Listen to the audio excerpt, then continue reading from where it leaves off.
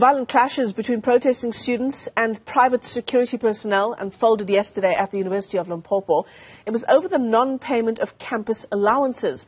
Video clips circulating on social media show parts of the university's building on fire.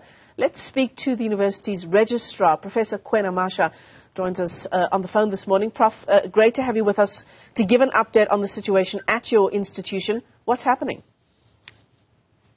Good morning, Michelle. And yesterday at around 11 o'clock, we received a memorandum of demands from landlords and students demanding among others, the payment of campus allowances. And then, so the issues that they have raised, we responded to them within an hour of receipt of that memorandum. And then late in the afternoon, then they started pushing off the perimeter fence, leading to the destruction of the 3 entrance gates and also banning one of the garages next to one of the entrance of gate 2. But we have continued to engage with them and since calmed down around 7 o'clock in the evening, and we hope today we'll be able to continue with our normal activity. So, Prof, what is the extent of the damage to the infrastructure at the university? The major damage rate was around the perimeter fence, and because they pushed it down, I think for it could be about 20 meters of the fence, but at various points, at about 3 points. And which exposes the students who are staying on campus on security, so some risk in terms of security.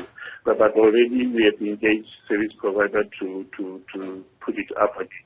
So the reason behind the protest action is because of this non-payment of the off-campus allowance. Students also talking about their NSFAS allowance not being paid for months. They say they've had to use their food allowance to pay for their rent.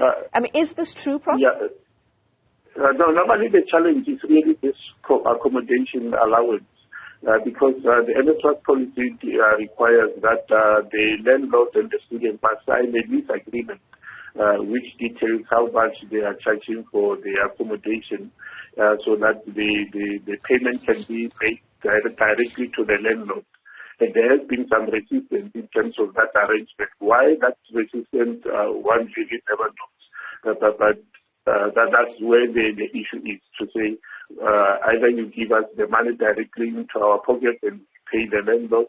And some landlords also saying that should be the case for fear of declaring their businesses because of tax issues and all those issues that we have been taking with them. If you are really in the business of offering accommodation to students, you just have to come into the open and comply with the current policies. So there has been some resistance from there. That's where this issue comes from. So landlords want to keep it off the books. The landlords don't want to declare. Some of them are working for the government and others, and they don't want to declare that they're in business of student accommodation. Yeah. So, I mean, the story obviously has a whole range of issues that need to be addressed. But thanks very much indeed for coming in. Professor Kwena Masha is the registrar at the University of Limpopo. As that protest action unfolded at that institution just yesterday, we are told that it is calm today, and of course all those outstanding issues now need to be addressed.